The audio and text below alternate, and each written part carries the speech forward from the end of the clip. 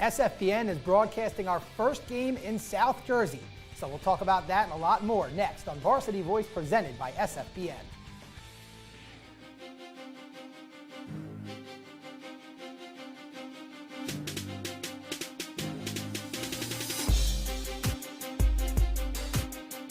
Catholic League and the team that everybody's talking about. One final thought, let's get a big, bold prediction.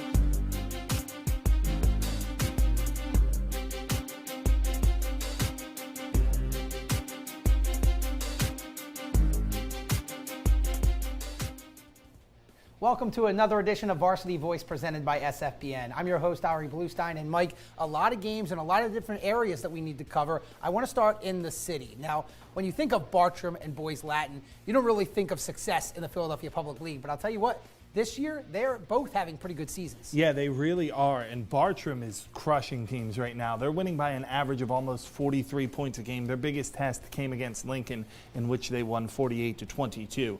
On the other side, for Boys Latin, 7-0. Both teams are 4-0 in the National Division. Boys Latin, ho-hum, they're only winning by an average of 27 points a game. So this is going to be an interesting game because it's going to be the first real test that the other team has seen. Who's able to kind of get knocked on their backside and get back up will determine the winner of this game. Yeah, and both of these teams are 4A. So you could see them match up again in the playoffs, in the semifinals, and should they win, they get to play Imhotep in the 4A championships. But still, that would be a good accomplishment for either of these programs, right? Because they're definitely on the rise. And both of these teams have two good quarterbacks. Mahmoud Diabate for Bartram, the younger brother of Karamo, who's now at Temple. And then Malik Johnson, a sophomore, only a sophomore for Boys Latin, so certainly a rising star in the public league. Should be a very interesting matchup. So that's in District 12. We move to District 1 now. Delaware County. Penwood at Academy Park. Very interesting matchup. Two good programs, one in 6A, one in 5A. It really is, and Academy Park is looking to make a statement in this game because now they're considered the top tier of 5A with the Upper Dublin loss last week. So this is Academy Park's first chance to kind of come out as the pole sitter, right, as the #1 favorite. And they're going to face a 6A team in Penwood. That's a really good football team. Now, Penwood, they're hearing a lot about Neshaminy. They're hearing a lot about North Penn. They're hearing a lot about those teams. They want to be in that conversation. You come out, you defeat an undefeated Academy Park team, and all of a sudden you're in that conversation. There's a ton of pride on the line. There's a ton of talk on the line, but there's also a ton of PowerPoints on the line. Yeah, there certainly are, and I'll tell you what, Penwood's really going to need to rely on their star running back, Answered Galiple, over 600 yards rushing this year. And their quarterback, Javon Lindsay Terrell, has done a good job this year, but he does have 6 interceptions on the season. That's really not going to fly against an Academy Park defense who gives up less than 8 points per game. Yeah, Academy Park is really strong on the defensive end, but their offense needs to convert those mistakes if they are made this week. Yeah, and I think they could. They really run the ball well. Teddy Wright and Dejon Miller, both over 600 yards rushing this year. So very interesting matchup between Penwood from 6A, Academy Park from 5A. And speaking of 5A, there's another very good 5A team that has a big game this week in Chester County. That's Bishop Shanahan. They're hosting Downingtown East, one of the top teams in 6A this year. So again, another very interesting matchup. And what a great opportunity for Bishop Shanahan because they've always been in that second, maybe even third tier of Chester County football. They're never talked about with the East, the West, the Coatesvilles, the schools like that. Well, they're 6-1. This game is on their home turf. Now, granted, that one loss, Downingtown West. But if you come out and you beat Downingtown East, all of a sudden everybody in Chester County is thinking, whoa, Bishop Shanahan's here. They can play with the big boys as well. So it's a great opportunity for them to make a statement. On the other side, Downingtown East got crushed by Coatesville in their last game. 40-7 was the final in that game. Downingtown East wants to come out and show, hey, we're not that team. We're going to come out here. We're going to take care of business against one of our little brothers here in Chester County. Yeah, and Downingtown East, they're in the top tier of those 6A standings, right, for District 1. So they want to stay up there. They would earn some good points. But Bishop Shanahan, they want to be up there with Academy Park and Upper Dublin, who we mentioned in 5A. So very interesting matchup. And Nick Skolsky, I think, is the key for Bishop Shanahan. Their quarterback, dual threat guy, he's got to have a very good game. Now, speaking of a big game for a program, Camden Catholic has a pretty big one in South Jersey. They're hosting Shawnee, one of the traditional powers, over the bridge. Now, Camden Catholic is a rising parochial school, right? They started off the season with a good win, 22-15 overtime win against Camden. But if Camden Catholic wants to compete against those St. Joseph's, Hamilton type schools, they need to beat schools like Shawnee because when they get into the playoffs, they're going to face schools with the skill level of a team like Shawnee. This was supposed to be a rebuilding year for Shawnee, and ho-hum, they're only 4-0 with a 17-14 win over Cherokee on their resume.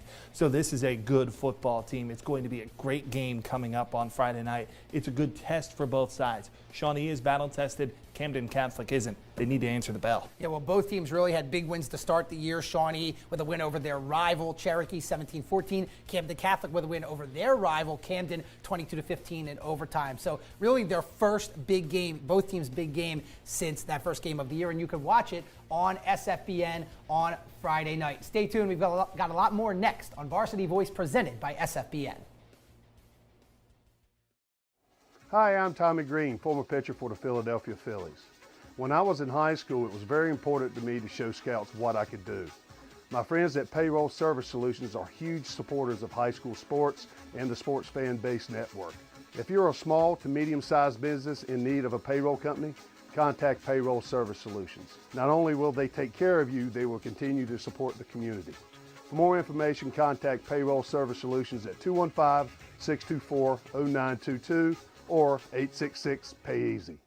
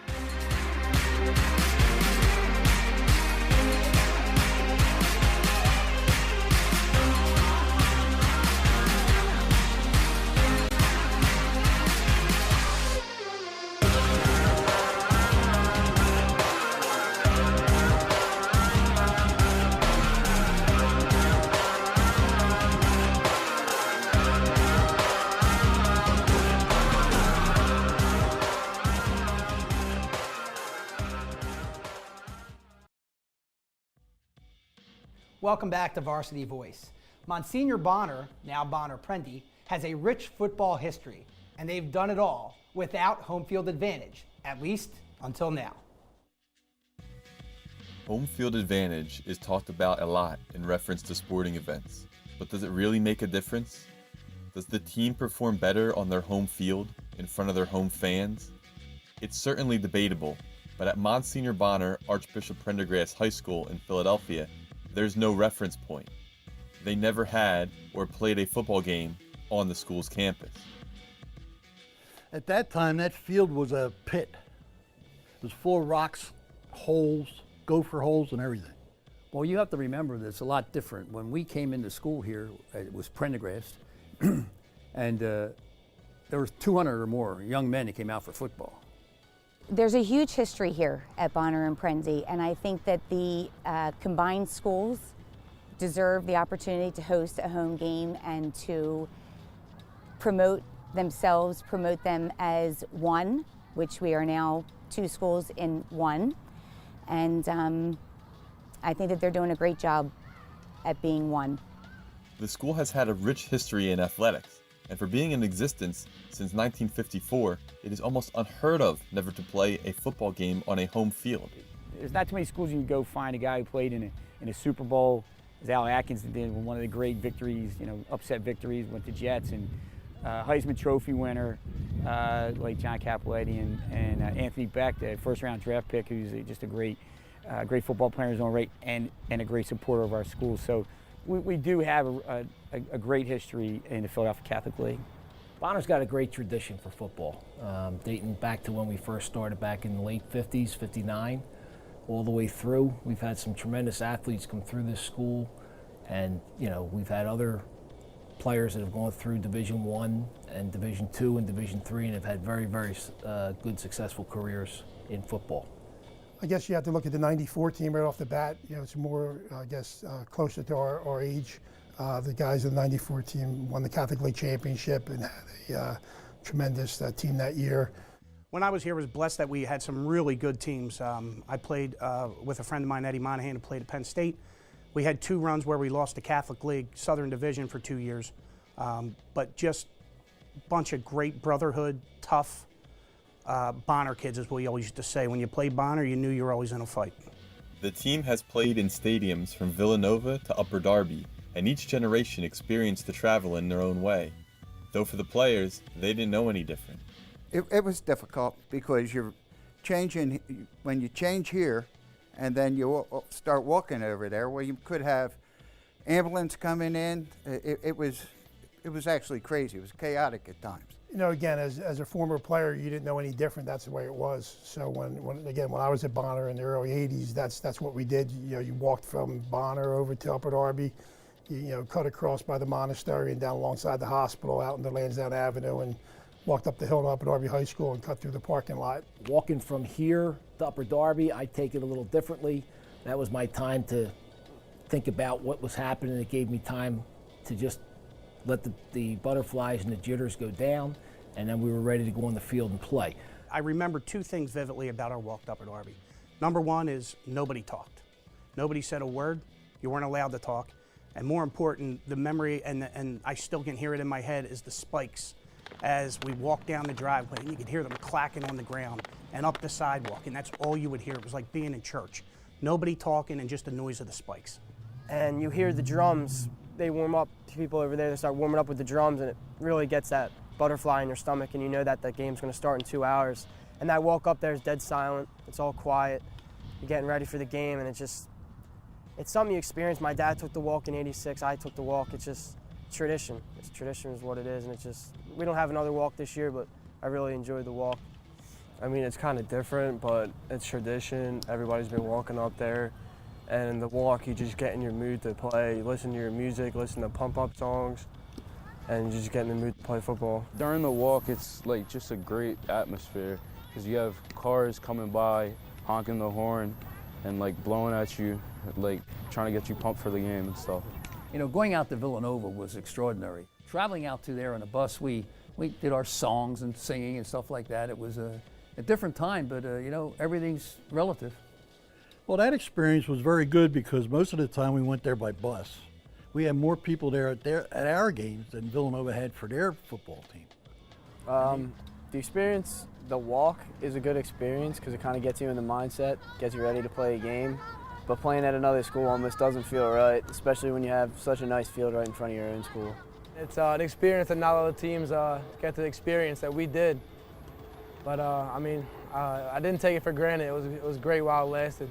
When I first told them, they were very excited. This group, you know, I told them how special this is for them, and I think they truly appreciate the fact that they're going to be the first team ever to play here. You know, 60 years of Bonner football, be the first group to represent our alumni and play on this field.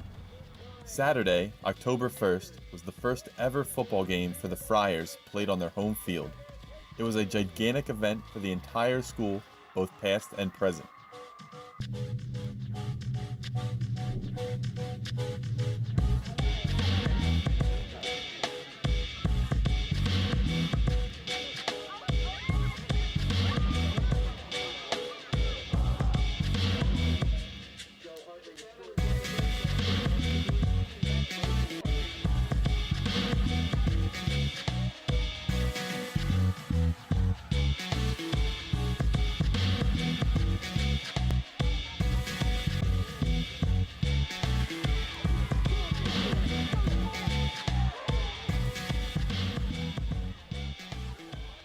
This Saturday, we're having our first home game here at Bonner-Prendie.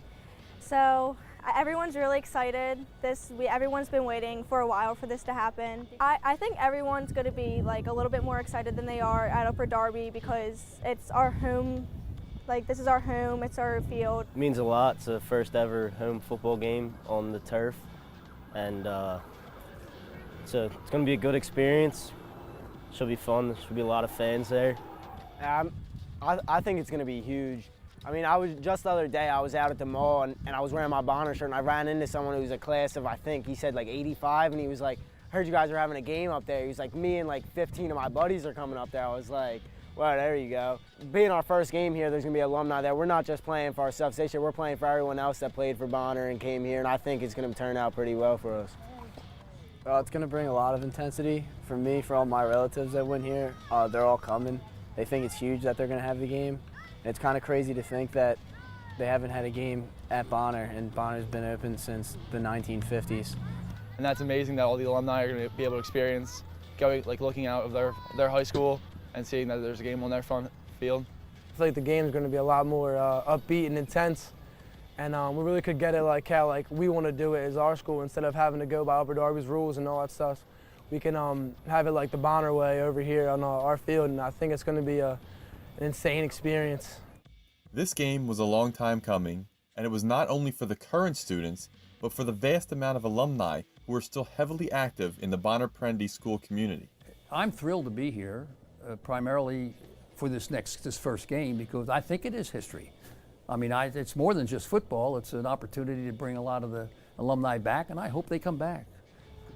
I think that the game this coming weekend is a long time coming.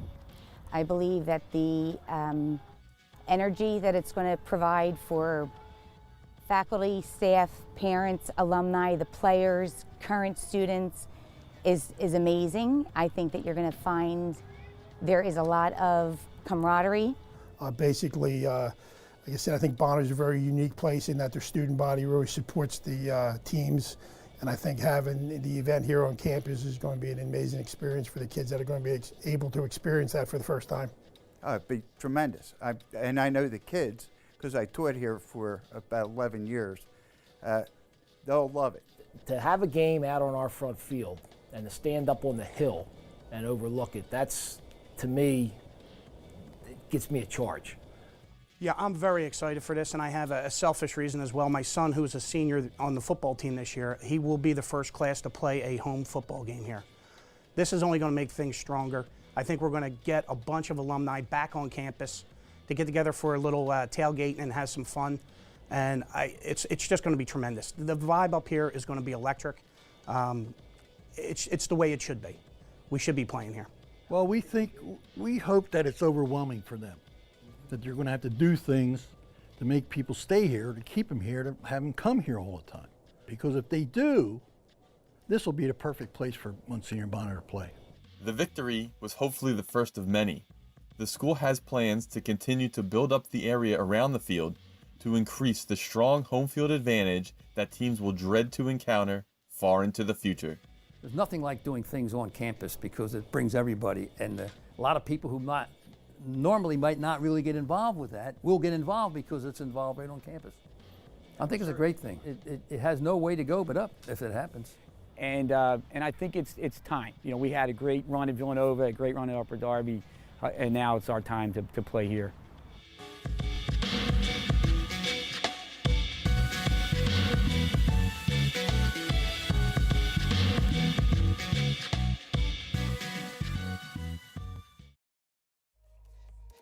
Who are some of the smartest players on the field?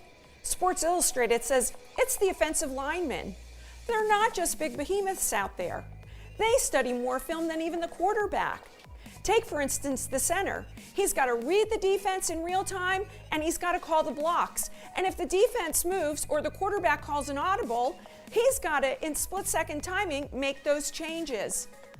Hey, their bodies get all the attention, but their minds are doing all the work. If you want to learn how, call me at Think First Sports. Hi, I'm Marty Bystrom, former pitcher for the Philadelphia Phillies. In my experience in Major League Baseball, I know how important it is for high school athletes to gain exposure. My friends at Payroll Service Solutions are huge supporters of high school sports and the Sports Fan Base Network. If you are a small to medium-sized business in need of a payroll company, contact Payroll Service Solutions. Not only will they take care of you, they will continue to support the community. For more information, contact Payroll Service Solutions at 215-624-0922 or 866-PAY-EASY. Hey, you. Who, me? Yes, you. Do you like pro sports? Yeah. You like college sports? Of course. You like high school sports? I guess. Maybe you just don't know much about them. Hey, voice in the sky. Huh? Where can I go to learn more about Philadelphia area high school athletics? Just watch Varsity Voice every Thursday on TCN and CSN.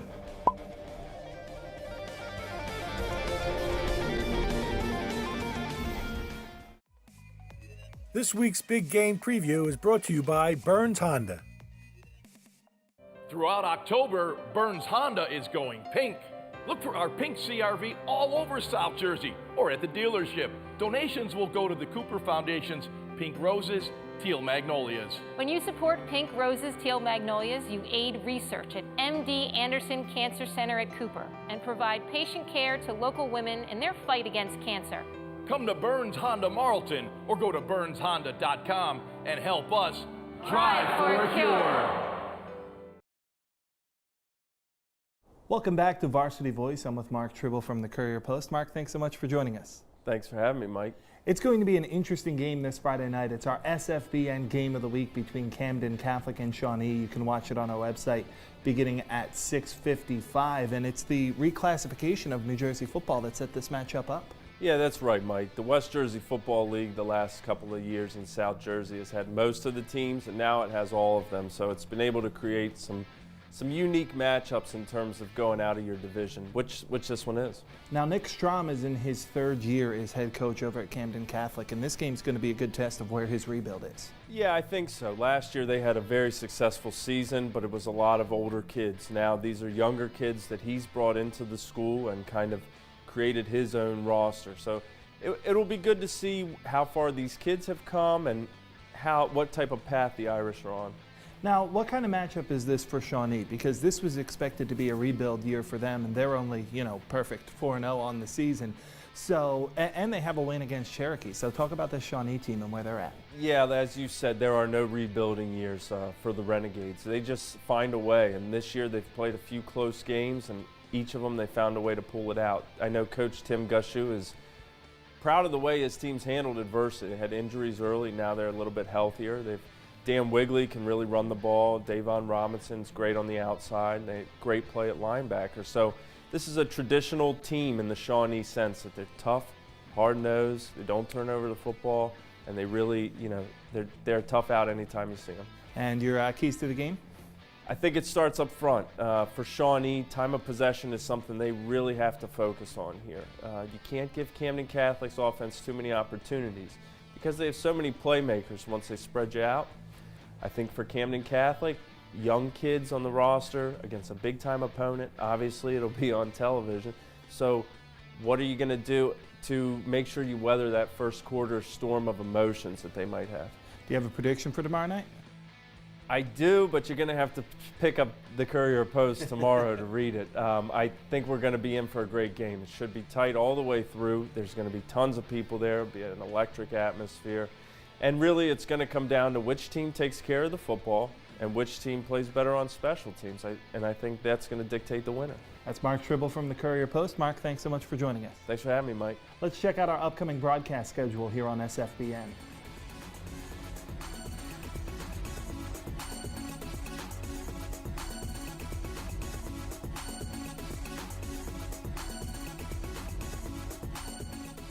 Well, it's time to make some predictions, and Mike, we kind of struggled last week. PV beat Springford with Jaworski playing, and then Upper Dublin loses to PW. I had you on the Ridley game, but I'm ready to get back at it. Mama said there'd be days like this.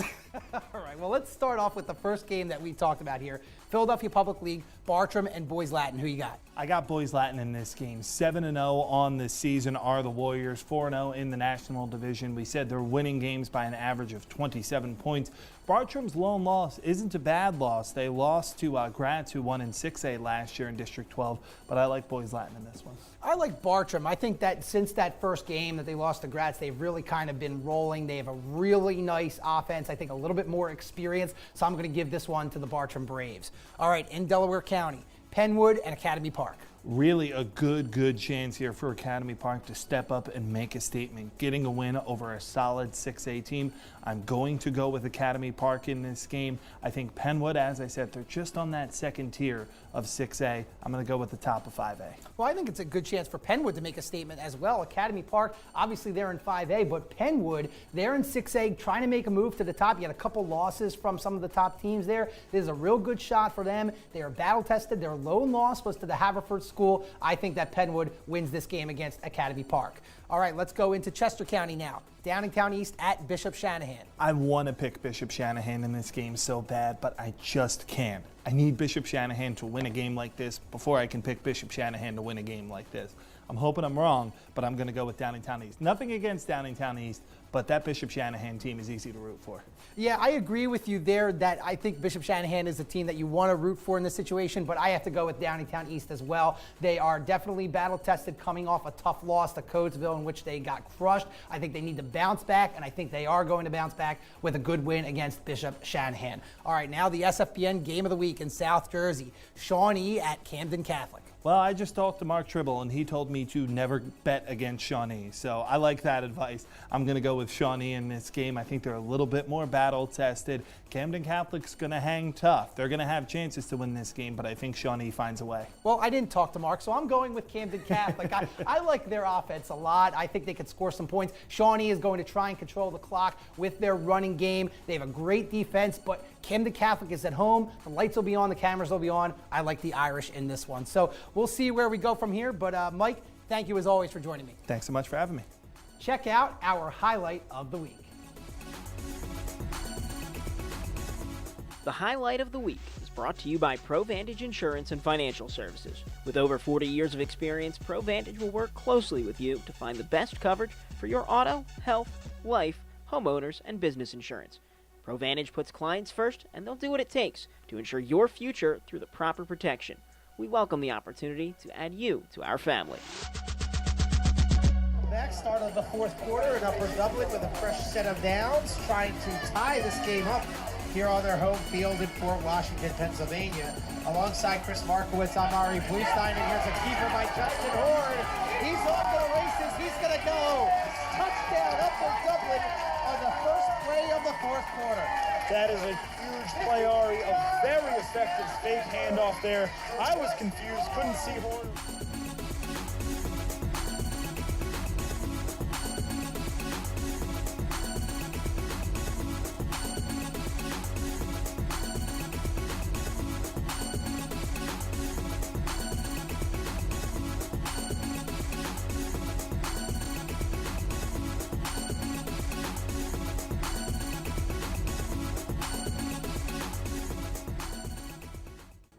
Select video equipment for Varsity Voice has been provided by DMP Video.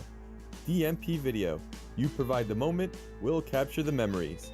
For more information about our videography services, please go to our website at www.dmpvid.com.